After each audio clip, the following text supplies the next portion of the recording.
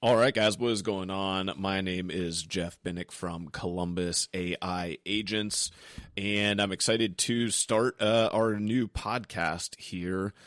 Really going over kind of what's going on in the landscape of being a small business, and we're going to be trying to talk as much as we can specifically about the city of Columbus, Ohio, and the surrounding suburbs, what it means to be a local small business, and how we can better serve our community.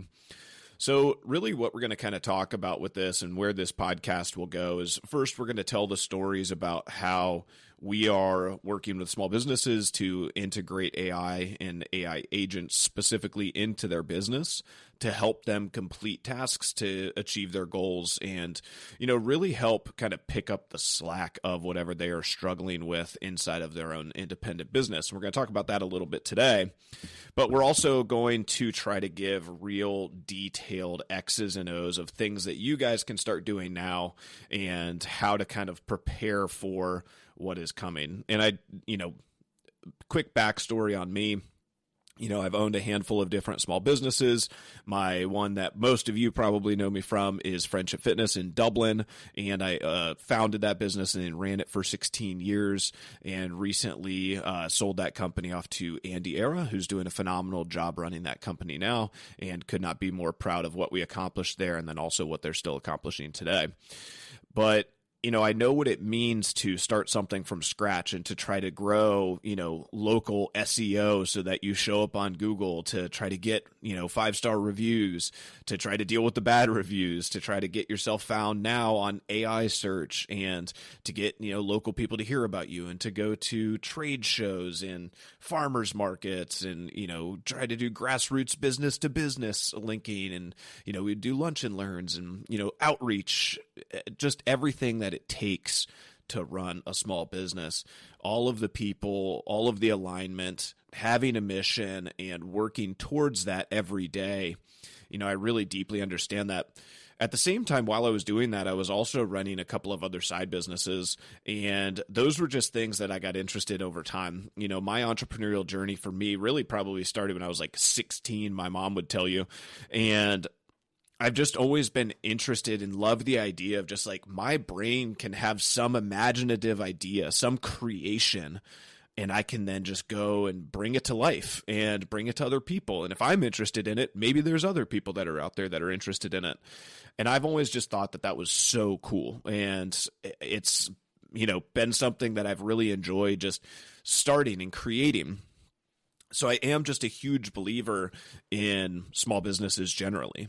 And I see a future now with AI where more and more people can take those little side hustles or those ideas, whether you're a teacher or, you work at Ohio State or, you run a full 9-to-5 job and you're kind of starting to maybe get interested in some other stuff, or maybe you're picking up a couple side hustles to pay off your student loans faster, whatever it is for you.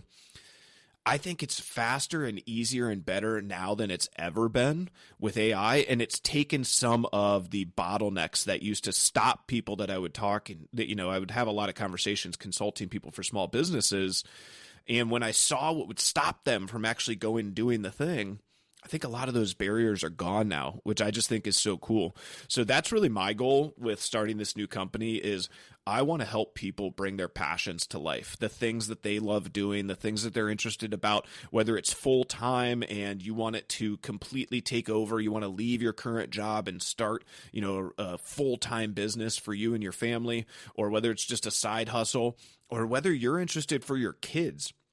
This is something I'm so excited about is I want to own my own small business or small businesses. I want Maria to run her own small business or small businesses. And I want our kids to grow up in a world where if they have an idea, if they have something they're passionate about, or they have something they want to do, that they understand how to create it and how to market it and how to build it and how to create it from scratch and give it out to the world. And I just think that's a beautiful thing. I think if we all get closer to doing that, number one, I think our society would generally be a little more happy, right? Because you have a little bit more control. you're doing something that you care about, even if you end up making a little bit less money. I do think at the end of the day, like having control over your time, control over your growth, control over what you're doing. As I build this business, I remember how much it doesn't feel like work when you're doing something that you decided that you're going to do. You decided that you're going to work on it. It's different than having somebody else tell you this is what you have to do because this is what I decided I want for my business. And now I'm going to tell you that, and now you have to do it. It's a totally different feeling. So as we kind of go into this, there's a handful of things that have changed, and I want to just kind of briefly touch on that before, the later podcast where we start to get into more of the nitty gritty of kind of what we're going to be doing, what AI agents are, and how those are going to help you. But really what has changed, I think, for me personally, is I have started to use AI search for almost everything. I've really replaced Google in terms of being my key search engine of how I would maybe find a business that I want to be a patron at. And I've gotten off of most social medias now, and we'll talk about that a lot more in episodes moving forward. A lot of social media is currently right now AI and AI created and AI driven, right? Now, it may still be video or pictures from the actual business, but most of the captions are AI created. And what you'll start to see is people will create these things called AI avatars. A website for that would be like arcads.ai. ARCADS.ai. And what you can do is you can upload videos of yourself, and it will create an AI avatar that is almost completely indiscernible for certain features from you. Now, it's very, very good at like if it's like you talking directly to the camera in almost like a full vision shot. What it's not great at is still like action. So like if we're talking about gym marketing, it can't have somebody doing a pull-up or a push-up and the naked eye can't tell it's AI, right? It's not quite that good yet, but it is close.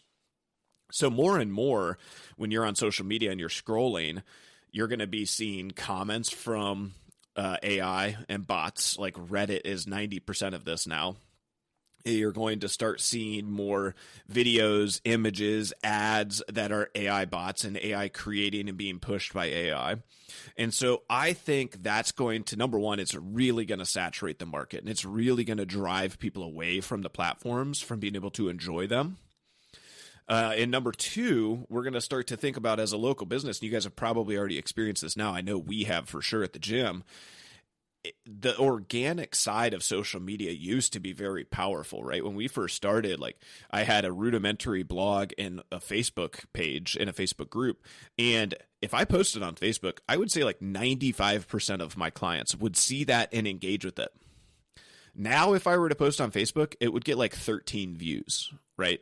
If you post something on Instagram, like it's gone in a matter of moments, right? Again, a very low percentage of our actual clientele, even though they follow our page, even though, they maybe engage with all of our content, a lower percentage is still going to see that content. And so it becomes less and less powerful as time's moving forward. And I think that that's something that's really going to be a major challenge for the social media companies as local small businesses start to realize that they aren't having as much success with them. I think they're going to either figure out how they're going to stop paying for ads or start to look for different mediums of marketing. So this will be something that we start to kind of move forward. What I'm doing now, I have a lot of consulting clients that are gyms specifically. And what a lot of we spend our time on is marketing.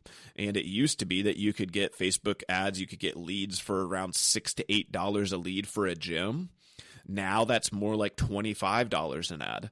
And so you can imagine if you spend $1,000, right, that's 40 leads that you would get for $1,000. That's not very good, right? Considering that of those 40 leads, probably 10 are fake or bots or AI, whatever it might be, right? They're like not real people. They don't even respond to you. Another 10 of them are going to forget that they clicked and not even remember you. So by the time we get down to the actual people who sign up, it's less. So your $1,000 just doesn't go as far as it used to. And a lot of that is because there's major saturation in the advertising market, in the marketing world. but also because I think there's less real people of the customers that you want engaging with those platforms. So if I'm somebody who you would want to be a customer for your business and I'm not on Facebook or Instagram anymore, that's a potential lead that you were trying to achieve in doing Facebook or Instagram marketing or TikTok. I've never been on TikTok either. That's just not where your eyeballs are. But what am I doing?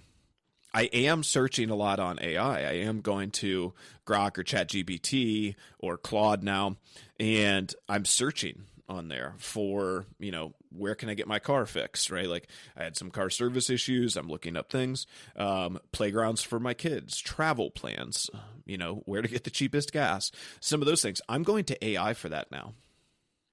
So how do you, as a local business, how do you get onto that?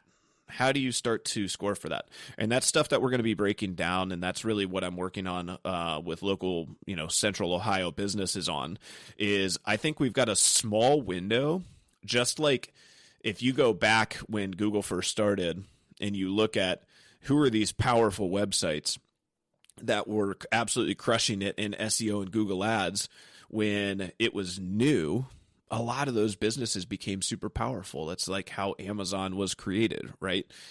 And if we can get ahead of teaching and training the AI to find our business, to know our business, to see our business, to understand our business, and be able to read reviews and recognize that we are a high quality local business and who we serve and what we serve, then as more people start to search there, this year it might only be, I think I saw something recently, it was about 14% of all search traffic has shifted to AI, right?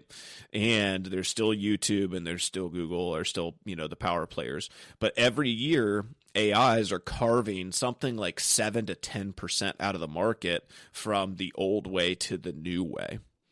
And when that starts to shift and AI gets north of 50% or 60% of our searching, then we want to be the number one in our local market for whatever our small business is.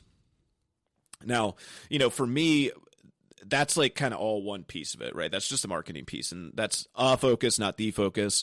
The really big one for me, guys, is I want to help business owners get time back, right? And I have a, small and growing family of young kids, and I understand the challenges of what it means to be a small business owner. There are things right now in your small business that need addressed, that could be better, that you probably should be doing. And you're maybe just not, or you're not focused on it, or you don't have anybody in your organization focused on it right now.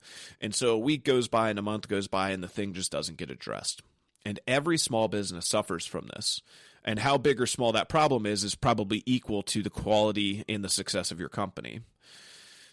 The reason that I find that most business owners deal with this is most small business owners are usually fit into one of two buckets. They either are great with people, they're a great networker, they're a great communicator, they're personable, they're fun to be around, and or they're great with what they do, right? So I'll use Laura Young, right? She bakes cookies. And she's a bakery, right? So she does more than cookies. I love cookies, so I love her cookies specifically, right? She's in Hilliard. Check her out, Bakes by Lo, if you haven't. But I love her cookies, and she is phenomenal at what she does. All right. She does, birthday gifts. Like she did my son's birthday cake. It was incredible. It was amazing. It was customized. It was so good. And Laura is, has a smile that'll light up the room, is personable and engaging, is fun and nice, kind and sweet. So, she's like, if you get Laura in front of you, and you're talking to her about your son's birthday's coming up, can we do a birthday cake? And you're talking to her, the sell of what she's going to get you kind of happens naturally. And then you taste the product and you're like, holy crap, I'm hooked. I've got to go there all the time. And that happens very naturally and organic. Okay. Now my guess, and I don't want to throw Laura under the bus, we'll just say that this is what most small businesses, if that's who you are, if you're really good at that portion, doing the work or networking and talking with the people, a lot of times what happens is you absolutely despise sitting behind a computer screen and droning on in QuickBooks or Excel over the books. Or you absolutely hate organizing a content schedule for marketing and copywriting your captions for Instagram. Or you absolutely hate, whatever the thing sitting behind the computer is, building out your website, communicating in email with, clients and looking for lead generation and following up with lead nurture and, I know we should set up, text messaging with clients because there's a higher open rate than email, blah, blah, blah. Like, you hate doing that stuff. Most small business owners do. And this, to me, is where AI really comes in, is you can now have a personal assistant, a subject matter expert, somebody who can work 24 hours a day for you, who can help you plan and organize, who can put those things into a branded, easy to understand guide for you and your team, and does all of this while you can be out doing the work that you do and enjoy.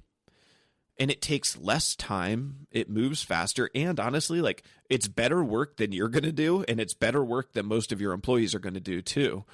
And so if we're asking, I just use friendship myself, right? I'm taking somebody who loves being a fitness coach, and I am putting them into a position where they are also running social media. So now we have somebody who is a subject matter expert, right? A great coach. And what they are focused on is coaching and X's and O's and working with people. They're great communicators. They're great demonstrators. They're fit people. They're exactly what you want as a coach.